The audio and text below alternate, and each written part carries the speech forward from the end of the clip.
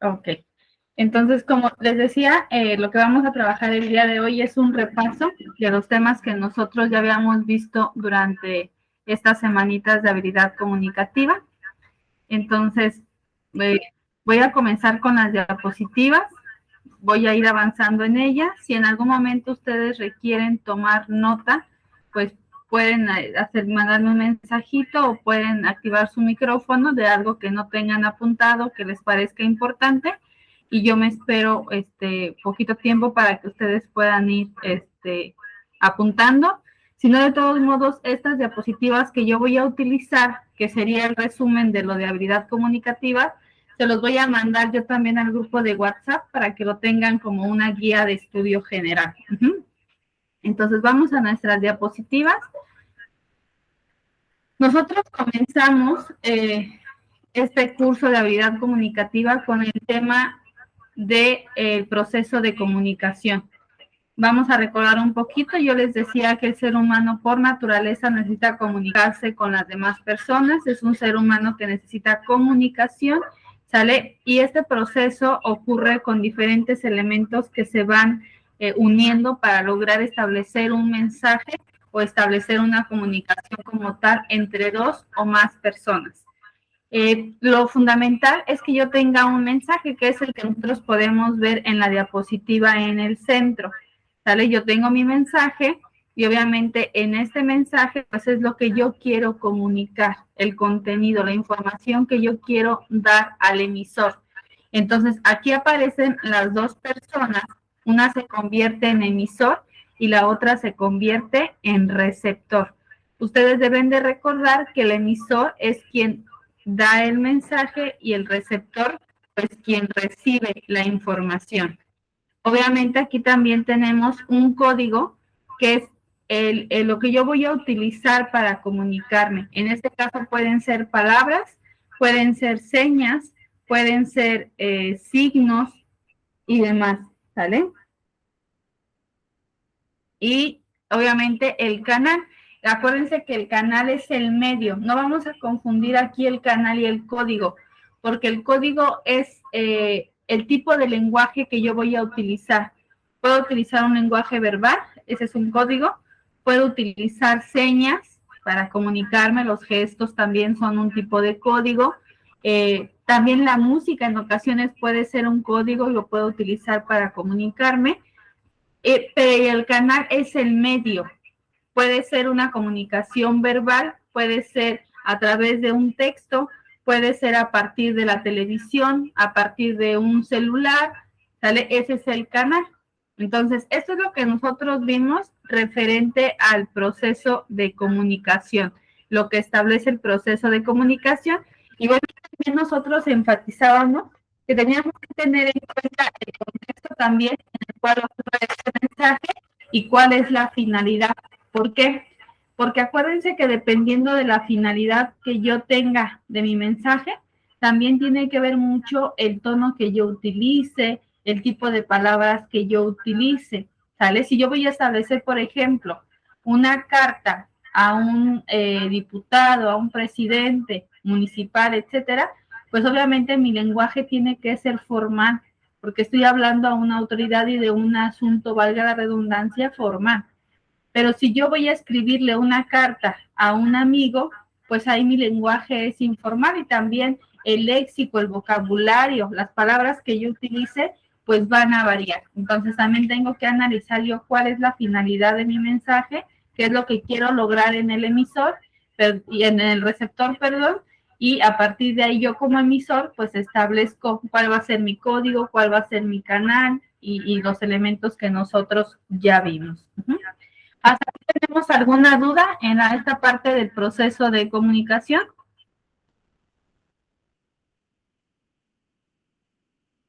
Ok. Ok, vamos a avanzar a nuestro siguiente tema, que fueron las funciones del lenguaje, ¿vale? Cuando nosotros vimos las funciones del lenguaje, veíamos precisamente esto de lo que yo les hablaba al final, que tiene que ver con el objetivo que yo quiero lograr de mi lenguaje, ¿no? Entonces, aquí decía, por ejemplo, que puedo tener yo una función referencial. ¿Cuándo se da una función referencial?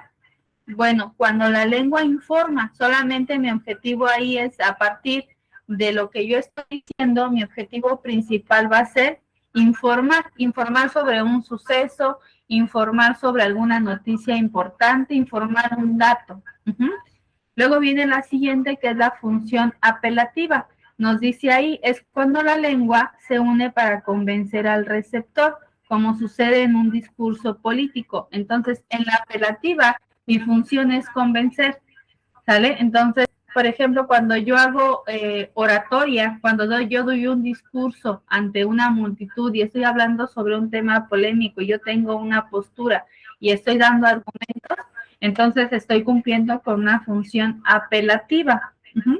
Luego viene la función metalingüística, dice cuando se usa para estudiarse a sí misma, ¿sale? Como en este caso los diccionarios o los de gramática están cumpliendo con esta función, ¿sale? Metalingüística. Permítame darle ingreso a su compañera y otra continúo explicando.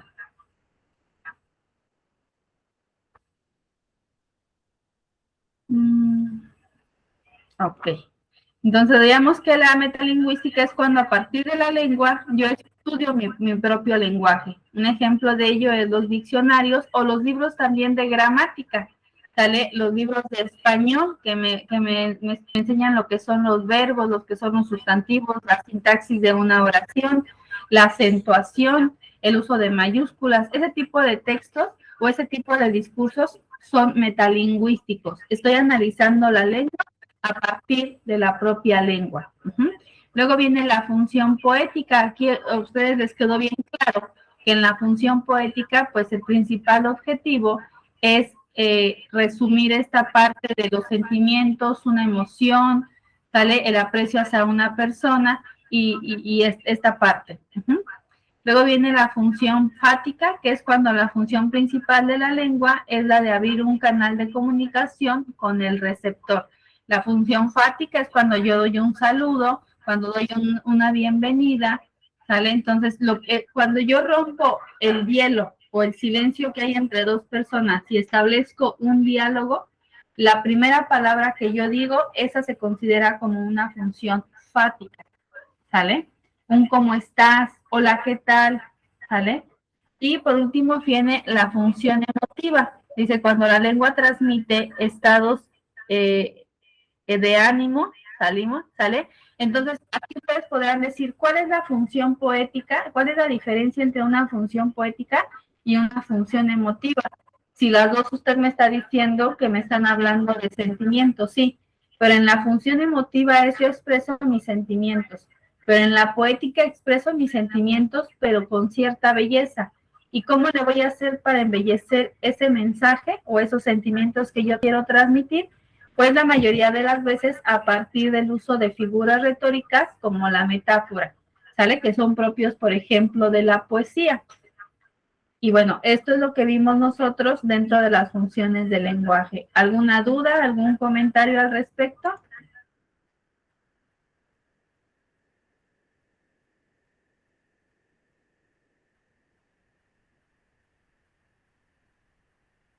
Ok, creo que no hay dudas.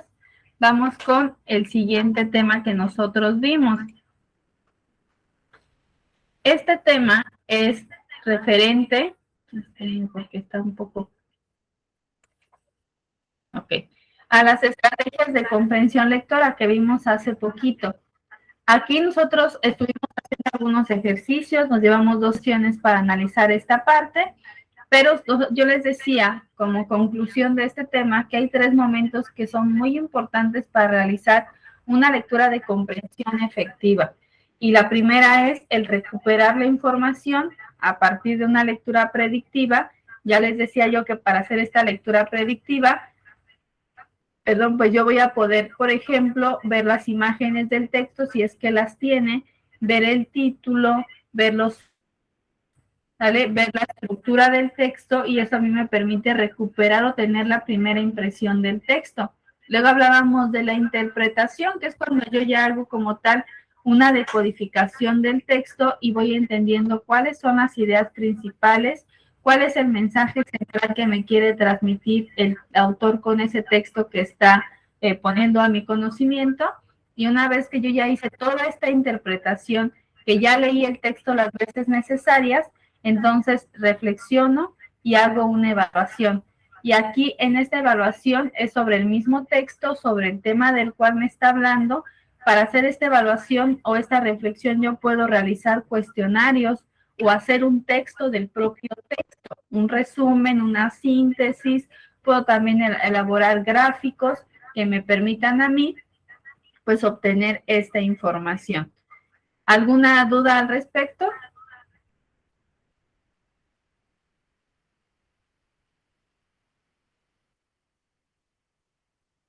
Ok.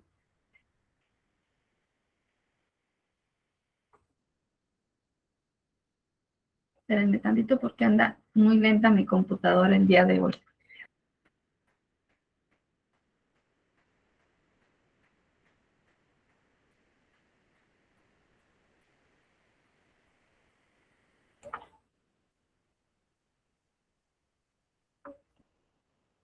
A ver, voy a apagar tantito mi cámara a ver si así funciona un poquito más rápido. Ok. Bien, para continuar con el siguiente tema, nosotros vimos las reglas de acentuación. Ahí en las reglas de acentuación, acuérdense que yo les hablaba de que para realizar este proceso en cuestión de acentuar una palabra, pues era bien importante que yo primero tuviera mi palabra, la cual voy a analizar si lleva acento o no, y esa palabra la dividiera en sílabas. Les hablaba yo de que una sílaba está compuesta por una consonante y una vocal, o en ocasiones solamente una vocal. Y entonces, una vez que yo divido en sílabas mi palabra, el segundo paso, a ver, espérenme tantito porque,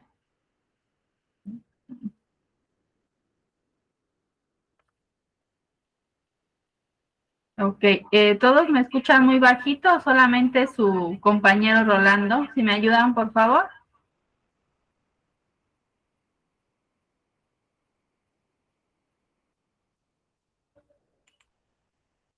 Ok, ok, entonces ya voy a ver si así ya me escuchas un poquito mejor, Rolando. De todos modos voy a hablar un poquito más alto, ¿sale? Entonces, aquí nosotros veíamos, les vuelvo a repetir, que para que las reglas de acentuación se dé,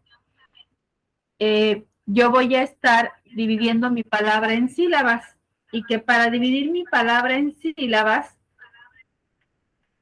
pues tengo que saber yo primero que una sílaba es la unión de una consonante con una vocal o la propia vocal sola, ¿sale? Ya que yo tengo dividida mi palabra en sílabas, entonces el siguiente paso que voy a hacer es identificar la sílaba tónica. Y para hacer esa identificación de la sílaba tónica, si ustedes recuerdan, yo les hablaba de esta técnica del ropavejero o el señor del fierro viejo. ¿Por qué la alarga una sílaba cuando la pronuncia? ¿Sale? Por ejemplo, si yo digo ropero y quiero identificar la sílaba tónica, entonces voy a decir ropero. ¿Y cuál es la sílaba tónica? P, ropero. ¿Sale? Y con eso yo estoy identificando que la sílaba tónica es P. Entonces, la sílaba tónica va a ser la que suene más fuerte dentro de la palabra. Yo ya que tengo identificada la sílaba tónica, entonces voy a recurrir a que hay 4 tipos de palabras. ¿Sale? Tengo las palabras agudas, graves, esdrújulas y sobresdrújulas. Y yo se las pongo en este orden. Si ustedes observan mi mano, porque la palabra aguda lleva la sílaba tónica en la última sílaba. Por ejemplo, canción, su sílaba tónica es sion, y las agudas se acentúan cuando terminan en N, S o vocal. Si no terminan en eso, aunque tengan la sílaba tónica, no se van a acentuar, ¿sale? Luego vienen las palabras graves. A las graves también se les denomina palabras llanas. Ustedes las pueden encontrar en el examen como palabras graves o llanas, ¿sale? Y las palabras llanas se caracterizan porque tienen su sílaba tónica en la segunda sílaba de atrás hacia adelante de la palabra. Entonces, por ejemplo, yo les pongo siempre el caso de la palabra lápiz.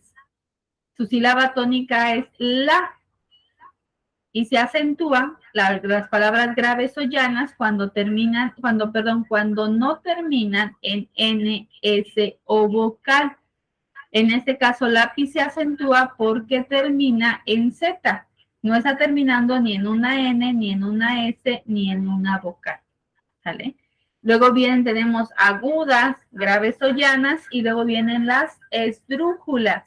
Las esdrújulas tienen su sílaba tónica en la tercera sílaba de atrás hacia adelante y se acentúan siempre.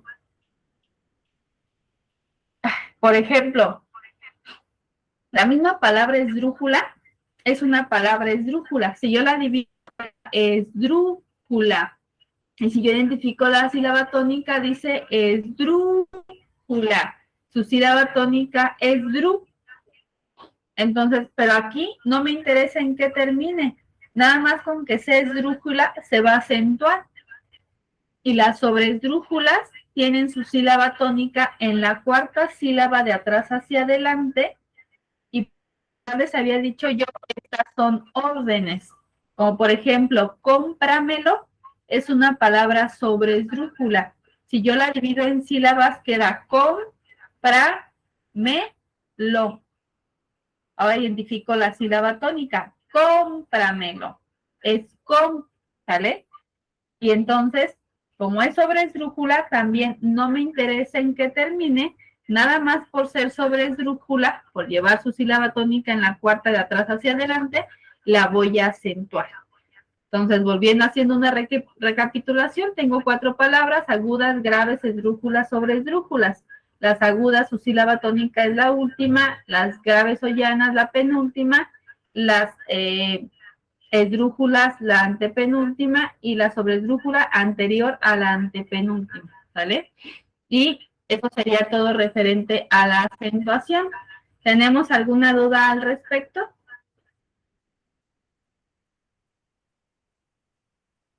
Obviamente que yo les decía que pues esta parte de la acentuación, ¿cuándo la vamos a poder hacer bien o cuándo la vamos a poder ir avanzando en acentuar nuestras palabras de manera adecuada? Pues conforme yo vaya practicando, conforme yo vaya escribiendo, vaya revisando las palabras, porque ella hasta si lleva acento o tal palabra no lleva acento.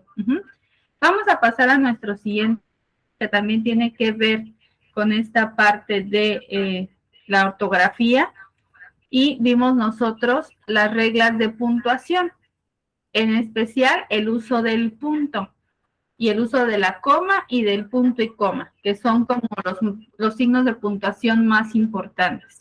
Entonces, les voy a empezar hablando del uso del punto. Me dice que el punto va a indicar una pausa al final de un enunciado. Después de un punto, la primera palabra siempre se va a escribir con mayúscula. Pero hay diferentes tipos de uso de punto que yo puedo tener. Por ejemplo, yo puedo tener un punto final.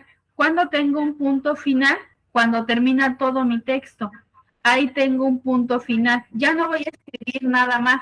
Ya terminó todo el texto, están todos mis párrafos, ya tengo el punto final. Pero también puedo tener el punto y seguido. El punto y seguido me sirve para separar enunciados que hablan sobre un mismo aspecto o ideas y generalmente se encuentran dentro de un mismo párrafo.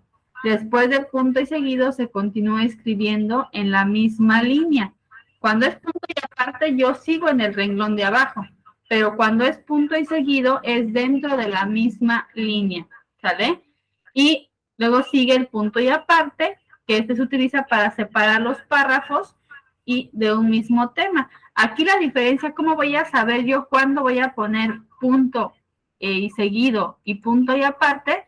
Es que el punto y seguido es cuando yo voy a seguir hablando de la misma idea. Y el punto y aparte es cuando dentro del mismo texto yo voy a seguir o a continuar con otra idea que sí sea del mismo tema, pero no referente al mismo punto, ¿sale? Entonces, eso sería referente al uso del punto. vamos a ver otro signo, que es el punto y coma y la coma. Aquí me dice que el punto y coma indica una pausa intermedia entre el punto, es decir, no es tan radical como el punto, pero tampoco es tan breve como una coma simple, ¿vale? Y la coma se utiliza para realizar una breve pausa. Para separar elementos en una serie de nombres también puedo utilizar la coma, como por ejemplo cuando voy a decir yo fui al cine con Pedro, Pablo, Luis, Ángel y Miguel. Toda esa numeración que yo hago, ese listado que hago de nombres, pues va separado por una coma. También cuando voy a utilizar adjetivos, por ejemplo, mi amiga es muy carismática, alegre, divertida, amigable y bondadosa. Hice un listado de adjetivos, entonces también lo voy a separar usando la coma, ¿vale? Y para cerrar frases, oraciones explicativas o aclaratorias. Por ejemplo, si yo digo, mi amigo Miguel es muy amable, coma, ya que siempre me saluda por las mañanas, coma, o punto final, hice una aclaración. Entonces, como hice una aclaración, va separado por una coma. Pregunto, ¿hasta aquí tienen alguna duda del uso de la coma y del punto y coma?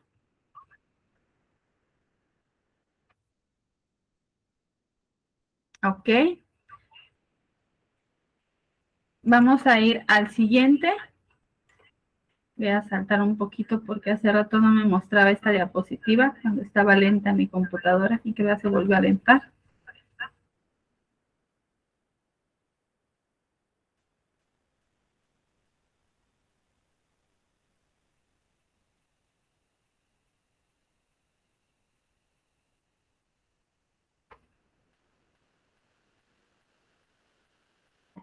Ok.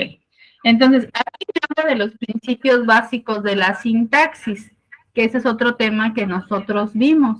Cuando nosotros revisamos esta parte, veíamos el texto como algo completo, como un todo, y fuimos después desmenuzando las partes de ese texto hasta llegar a la oración y lo que implica una oración, ¿sale?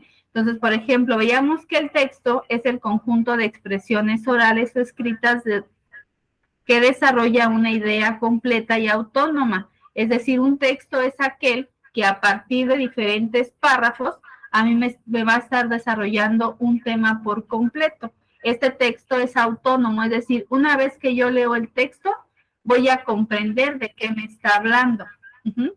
Y este texto, como yo les dije, está compuesto por el siguiente elemento que tenemos a la derecha, que es el párrafo. Y nosotros podemos ubicar gráficamente cuántos párrafos tiene un texto, porque cada uno de ellos está dividido por un punto y aparte. Y cada párrafo obviamente también desarrolla una idea dentro del texto general. Y ahora, este párrafo a su vez está compuesto por oraciones, ¿sale? Que la oración es una expresión que contiene un artículo, que puede ser el, la, los, ¿vale? Está compuesto por un sustantivo o un sujeto que hace referencia a una persona, animal o cosa.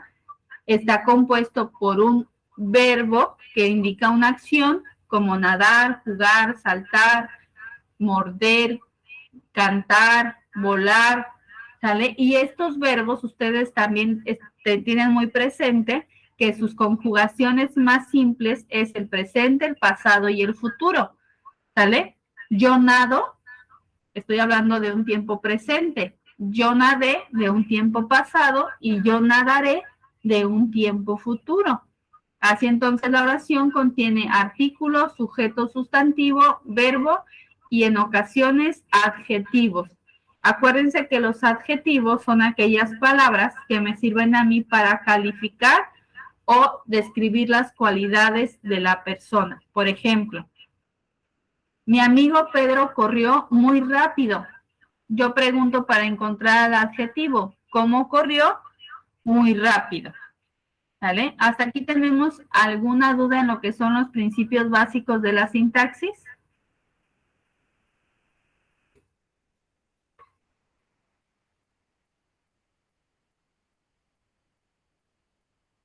¿ok? Y vamos a ir con nuestro siguiente tema. Ya repasamos las reglas de acentuación, el punto y la coma. Y vamos por los prototipos de la redacción y sus propiedades. Y aquí nosotros vamos a entrar ya en las creaciones de textos que cada uno de ustedes puede crear. Nosotros hablábamos de que dentro de los textos más comunes que existen se encuentran las narraciones, que son relatos de sucesos, las descripciones, que es, por ejemplo, cuando yo de una manera detallada enumero las cualidades, las características de un objeto, de una persona. Vienen los textos expositivos, que es aquellos en los cuales yo explico un tema. Vienen los textos argumentativos, que es donde yo analizo a profundidad un tema, así como lo que vimos nosotros del ensayo, en donde tengo que tener argumentos, una postura, ir desmenuzando cada parte del tema para poder llegar a una conclusión. Y también tengo los diálogos, que obviamente son intercambios de ideas y expresiones. Y los diálogos, ¿dónde los podemos encontrar con mayor frecuencia? Pues, por ejemplo, en los guiones teatrales encuentro yo el uso del diálogo. Y yo les decía, ¿cómo vamos nosotros a identificar cuándo es un diálogo? Porque tenemos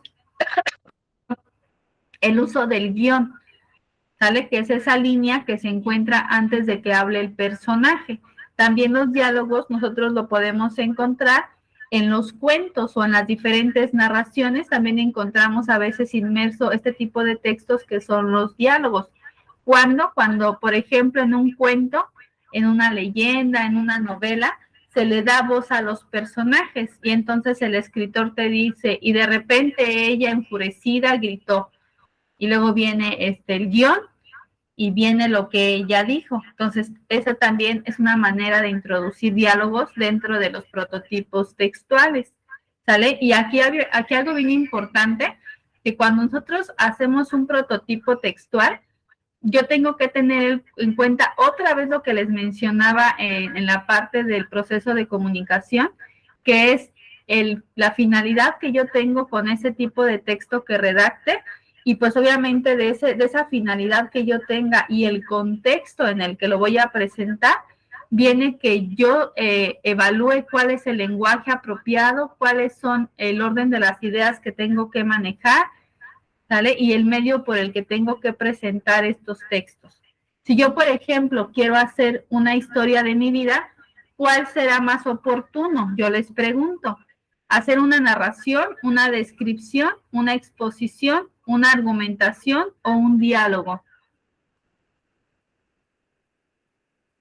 ¿Quién me ayuda a contestar? ¿Cuál tipo de texto creen ustedes que es conveniente que yo utilice para hacer una historia sobre mi vida?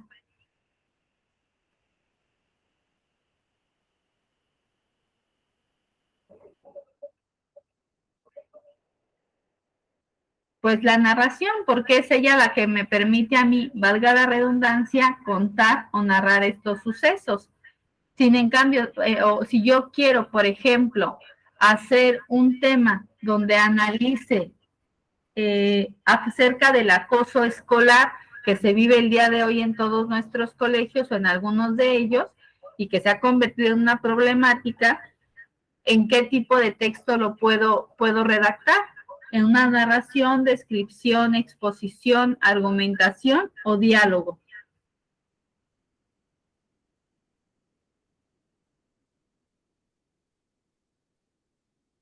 Pues obviamente ahí lo más conveniente podría ser una exposición, pero si yo quiero analizar el tema muy a profundidad, ¿cuál creen que sea más conveniente? ¿Un texto expositivo o un texto argumentativo?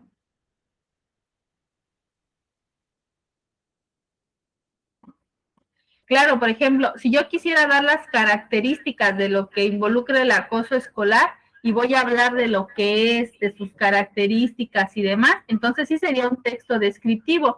Pero si quiero tomar una postura acerca del acoso escolar, ¿qué texto sería conveniente?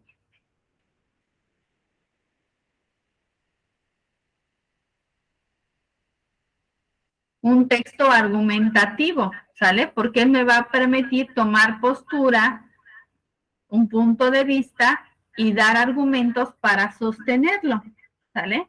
Entonces, esto sería lo más importante acerca de los prototipos textuales.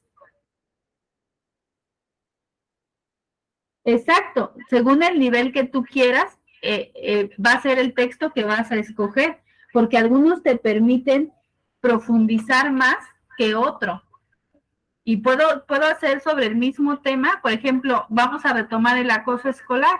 Yo quiero hacer una narración de una chica que me cuenta su historia sobre acoso escolar, es la narración. Ah, pero yo también quiero describir cuáles son, de manera minuciosa, cuáles son las características para que se denomine acoso escolar. Que tiene que haber una víctima, que tiene que haber un acosador, que está presente en la víctima la baja autoestima, que está presente en el abusador un entorno destructivo, mala educación. Entonces estoy haciendo un texto descriptivo. Ah, pero yo quiero hacer también, escribir no solamente de qué es, también quiero hablar de cuáles son las causas, de cuáles son las consecuencias, de cómo lo puedo evitar. Entonces estoy haciendo un texto expositivo. Ah, pero yo quiero hacer un texto donde yo diga que el acoso es algo muy dañino para nuestra sociedad, que es una enfermedad social el día de hoy.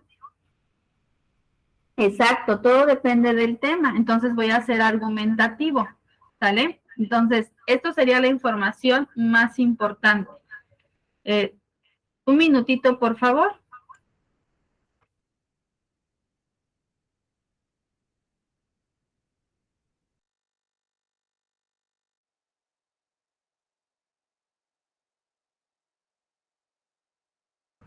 Bien, continuando, vamos a pasar a otro tema. Creo que lo de los prototipos textuales ya quedó claro, pero aquí ustedes siempre que vean los temas, visualicen que no les van a preguntar tanto conceptos, les van a poner el ejemplo y van a pedir que identifiquen qué tipo de texto es. Entonces ahí tú vas a decir, lo está analizando, solo me lo está exponiendo, me está dando sus cualidades, me está contando, quiere establecer un diálogo y entonces ya tú puedes identificar qué tipo de texto es. Vamos a la siguiente, que son los textos expositivos, ¿sale? Y aquí es uno de los prototipos textuales que vimos, pero lo vamos a analizar más a profundidad. Me dice nuestro esquema que tiene como propósito informar sobre diversos temas. Expone la idea de forma clara y precisa para que sea comprendida para el receptor. ¿Cuáles son sus principales características? Utiliza un lenguaje objetivo y preciso, es decir, aquí no entra el punto de vista del autor. Predomina la descripción de hechos y objetos. No emite opiniones personales sobre el tema. Están presentes estos textos expositivos en algunos manuales, folletos informativos, reportajes, infografías, biografías y también en algunos artículos científicos, siempre y cuando no profundicen mucho en el tema, sino que solamente informen. Y algunos, valga la redundancia, informes de investigación y algunos mapas como el que yo les estoy presentando, es decir, algunos gráficos o algunos esquemas. ¿Tenemos dudas sobre los textos expositivos?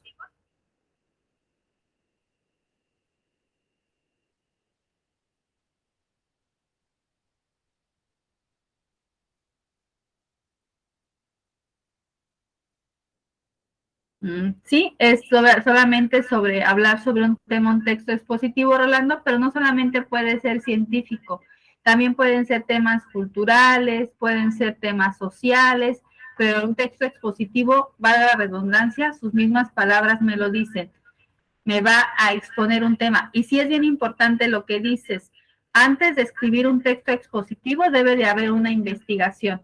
¿Por qué? Porque un texto expositivo, igual que un ensayo que ahorita vamos a ver, no nace o no surge de lo que yo crea, surge de una investigación que hay de fondo, ¿sale? Y esto ustedes cuando entren a la materia de metodología de investigación lo van a ver más a profundidad porque es importante, ¿sale?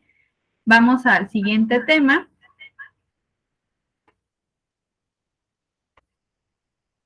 Aquí también, perdón, me voy a regresar a los textos expositivos. Algo que es bien importante es la estructura de un texto expositivo. Tú debes de saber que un texto expositivo va a contener una introducción, que recuerden que en esta parte de la introducción es donde yo doy el panorama general del tema y hablo un poquito acerca de por qué es importante que el lector lea ese texto. Es decir, en la introducción lo que trato es de convencer al lector de que siga leyendo mi texto. Le estoy dando algunos parámetros de lo que voy a abordar y por qué es importante que él lo lea. En el desarrollo, como decía Rolando, de la investigación, es donde yo voy a vertir toda la investigación que hice, todos los datos que yo investigué, que yo recopilé a partir de diferentes fuentes, es aquí donde los voy a poner. Y luego viene por último la conclusión, que la conclusión es la síntesis de los puntos más importantes de todo mi desarrollo. Es como un resumen del desarrollo, con palabras más factibles, con palabras más, oraciones más breves, ¿sale? Para hacer un cierre y que el lector entienda por completo el tema que yo le estoy exponiendo. Y por último, vienen las partes del ensayo, ¿vale? ¿Cuáles son las partes del ensayo? Bueno, viene un ensayo antes de entrar a sus partes. Acuérdense que un ensayo es un texto, un tipo de texto argumentativo dentro de los prototipos. ¿Por qué? Porque un ensayo es aquel que me permite a mí analizar un tema con mayor profundidad. Acuérdense que yo les decía o lo comparaba con un hombre que está analizando el cuerpo humano, con un científico, un médico. ¿Qué hicieron para conocer cómo era nuestro cuerpo? Pues cuando había un difunto y que la familia lo permitía, pues lo abrían y empezaron a analizar cómo estaba compuesto y cómo es que cada parte se conectaba con otro órgano y cómo es que lograba su función. Cuando yo hago un ensayo, vamos a tomarlo así como una metáfora, yo estoy haciendo lo mismo, estoy desmenuzando y viendo qué componentes tiene y cómo se entrelazan, pero con un tema en específico, no algo físico. Puedo hacer un ensayo sobre temas que son polémicos en nuestra actualidad, que hablo con un tema polémico, pues que crea controversia, ¿sale? Como en este caso el género no binario, que puede crear mucha polémica dentro de la gramática. Puedo hacer un ensayo sobre el tema que yo les dije hace rato del acoso escolar, puedo hacer un ensayo sobre el uso de la tecnología, es adecuado el uso que le damos a la tecnología actualmente. Entonces, entendámoslo así, un ensayo es un estudio a profundidad sobre un tema. Ahora, dentro de este ensayo, obviamente que tiene sus partes. Tiene una introducción, tiene un desarrollo y tiene una conclusión, al igual que el texto expositivo.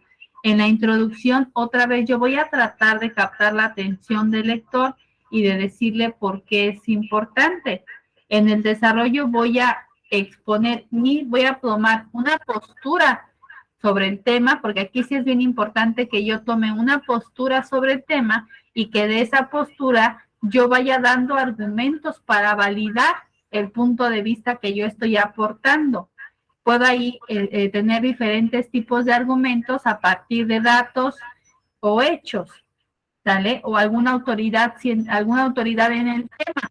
Por ejemplo, si yo estoy hablando del acoso escolar, pues a lo mejor voy a mencionar psicólogos importantes, estudiosos del tema, que sean expertos para que yo pueda fundamentar lo que estoy diciendo. Y en la conclusión, pues es la síntesis otra vez del tema, pero ahora llego a una conclusión final, valga la redundancia, voy a decir de toda la información que yo puse, cuál sería mi idea principal con la idea que yo me quedo y la postura sobre el tema. ¿Vale? Y aquí, como decía Rolando, siempre que voy a escribir un texto, a excepción de los narrativos, que dependiendo de las corrientes, algunos investigan, otros pueden ser muy fantasiosos, no requieren tanto una investigación.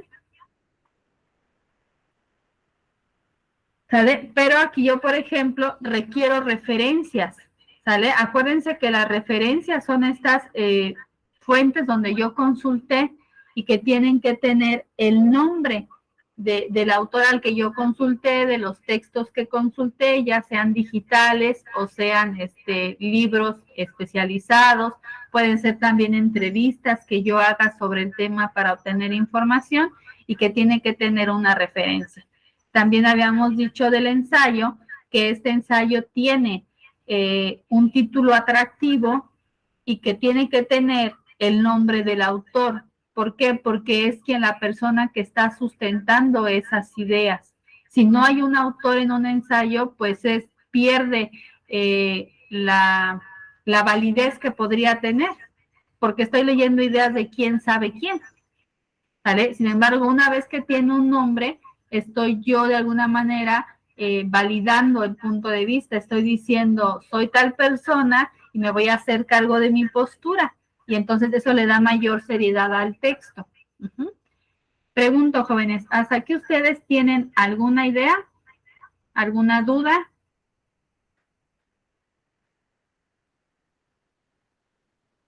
¿Algo que quieran comentar? Ok. Pues a grosso modo, jóvenes, esos son todos los temas que nosotros vimos, solo explicados obviamente de una manera muy general, ¿vale?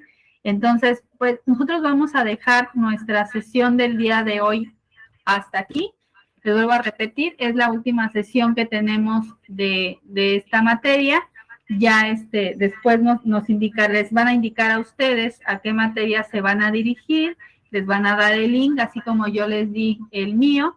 Y pues de todos modos, si durante el curso ojalá y nos volvamos a ver con otras materias, y si no, de todos modos, ustedes ya tienen mi número de contacto y pues en ese contacto ustedes me pueden hacer alguna duda que tengan en algún otro momento sobre el tema y yo con gusto les ayudo, ¿sale? Si se están preparando para su examen y les genera alguna duda, claro que me pueden escribir, ¿sale? Me pueden hacer comentarios, oiga, yo vi en la guía que venía esta pregunta, pero no la entiendo, yo los puedo asesorar, me mandan un mensajito y con mucho gusto pues les ayudo en esas dudas que ustedes tengan durante el curso, ¿sale?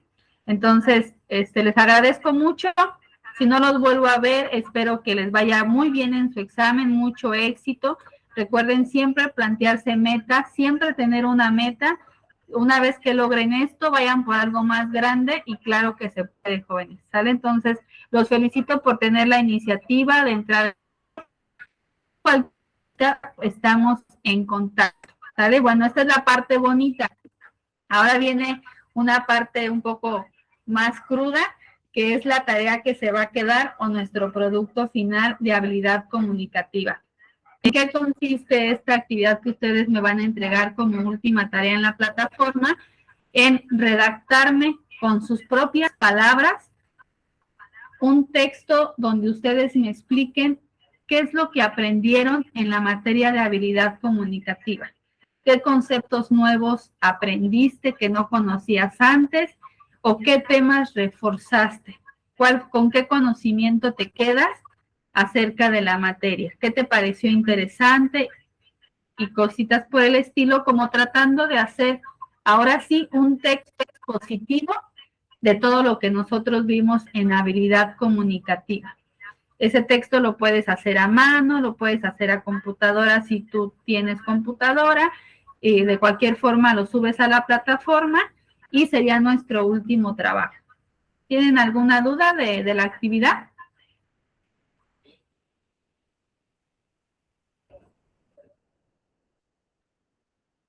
Ok.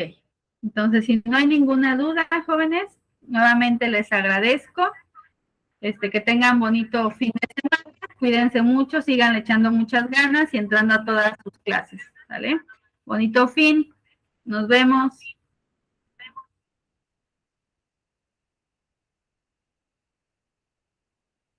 Igualmente, descansen.